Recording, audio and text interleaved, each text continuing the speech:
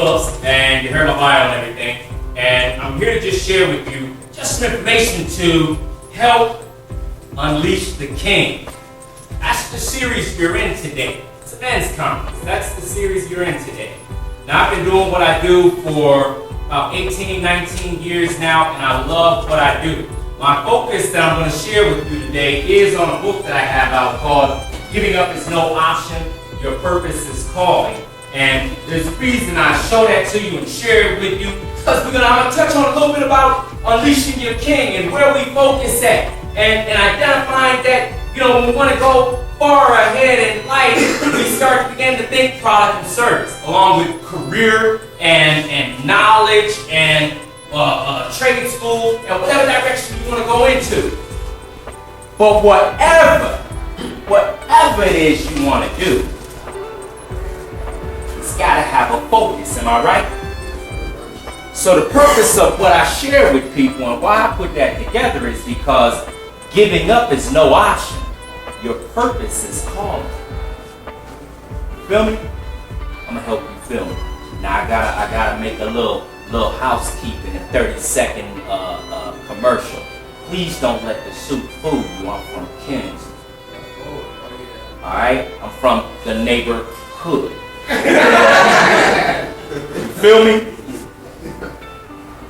So I've learned that it goes from a street hustle to a corporate hustle. I can get on the block at any day, throw my Tim's white feet on and jeans, my trues, like, what's up? What's up? Chillin', dog. Got that?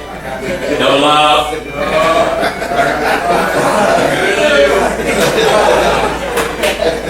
Know about them trees. Oh, did I go there? That's real though. But it took a period of time for me to live my life that way and suffer and get to a hopeless, helpless state of mind and a suicide mentality because things wasn't going so right. But I was using substances to numb the pain of my dad being killed when I was like 5, 6 years old right before Christmas, and my mother died of a heart attack in my arms at about 15 going on 16 years old, and then having to fend for myself. And I'll tell you the rest of the story later on. But I'm sharing with you to share that life had became very, very challenging. Started doing marijuana, alcohol, cocaine, was in school, came out of high school, left out of Cleveland, went to Philadelphia and went to college, Chain University, first HBCU. But when I left Cleveland and went to Philadelphia, wherever we go, there we are. You feel me? So when I left Cleveland, I went to Philadelphia, and the only thing I knew was how to be comfortable around people that I thought was just like me.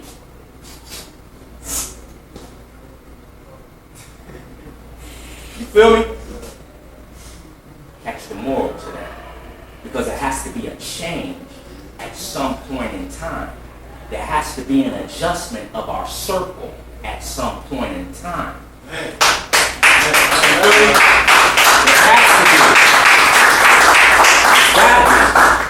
I'm going to share with you why. I'm going to keep it real with you. Don't trust anything I say. Test it. Ask it over and over again. You feel me? Don't just take my word for granted because you just now meeting me. But think logical and factful.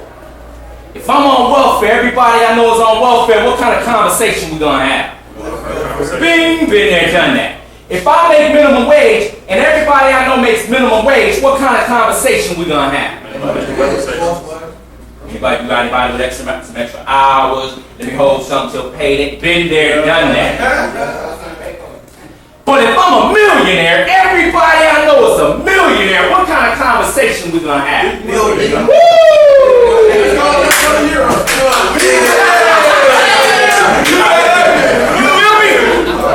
You feel me?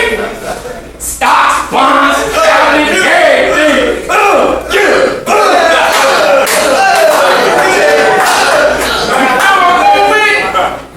But what's the common bond between all three of them? It's conversation. It's conversation. welfare, minimum wage, or millionaires. All conversation. I can have any kind of conversation I want at any given day, at any given time. Am I right? You can have any kind of conversation you want at any given time, any given day. But what kind of conversation do you want? Welfare, minimum wage, or millionaire? Test what I'm saying. Your circle that you keep close to you, around you right now, I'm not saying they bad. I'm just saying it may be time to grow out of it so that you can go do something and come back and inspire them. I teach leadership on college campus and I simply explain to them leadership is simply having the ability to influence others. Flat out. So you all leaders, you about to unleash the king, baby. It'll be your choice after today.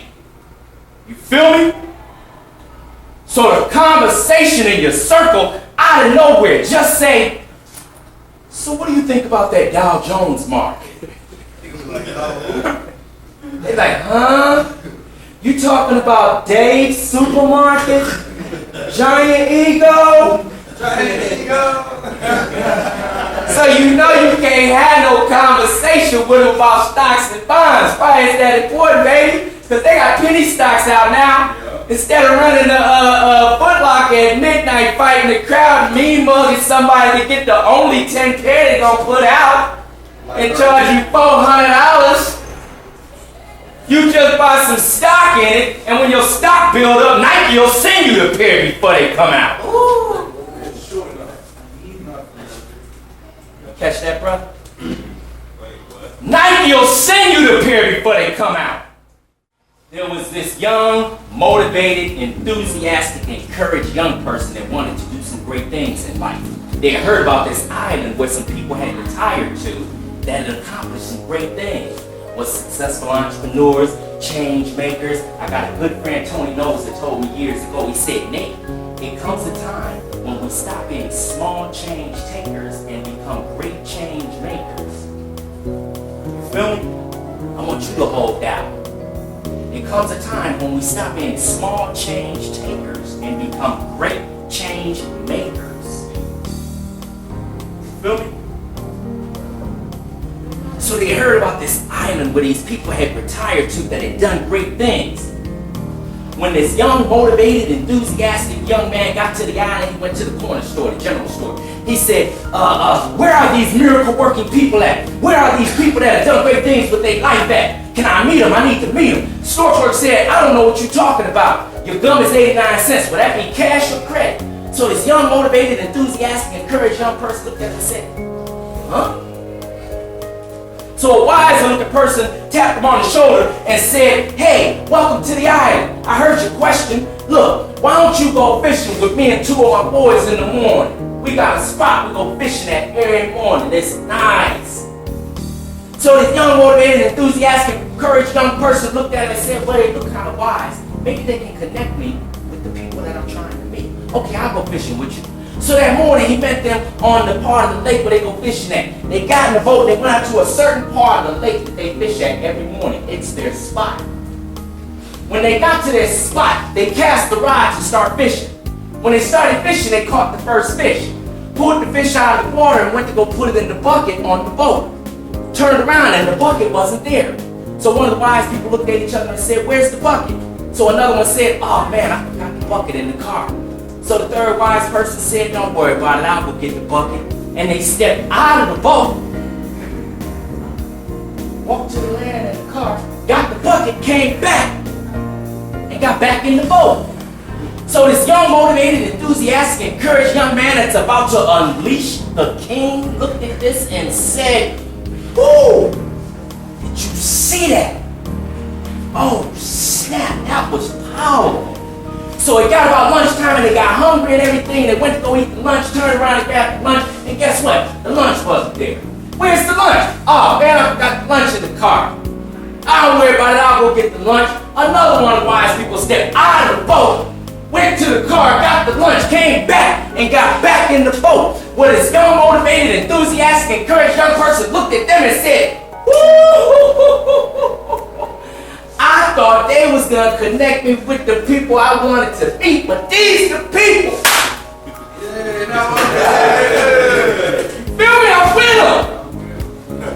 started eating their lunch and everything. They got thirsty, went around and grabbed the juice, and the juice wasn't there.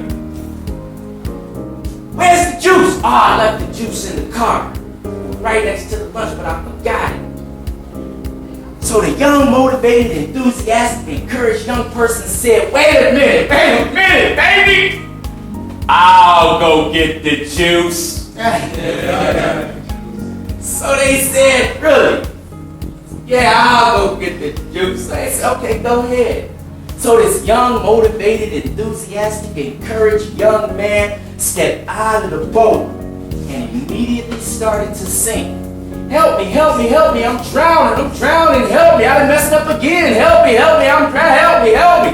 Can you help me out of this one? Help me, I done tried to go to the lake, but it didn't work, and I got caught up, and I'm in, oh, you okay? What's going on? Young, motivated, enthusiastic, encouraged young man said, I don't know what happened. I believe like you believe. I got 2 arms, 2 legs, my heart beat blood just like yours do. I'm on this earth to make great change just like you did. But when I got out there, I almost drowned. You walked on water. He said, what are you talking about, walking on water? He said, I saw you. I saw you and I saw you. Y'all walked on water. They said, oh my goodness, it's happening again. It's happening again. Somebody please explain to this young, motivated, enthusiastic, encouraged, about to do great things young man. Will somebody please explain what's going on? They said, what are you talking about? So one of the other gentlemen said, will somebody simply please explain where the rocks are?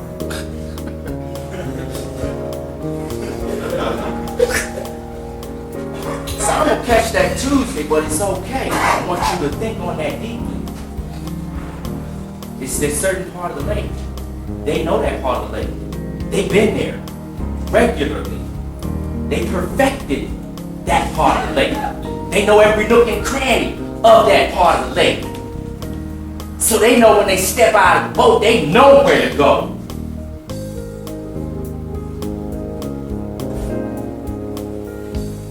Feel me?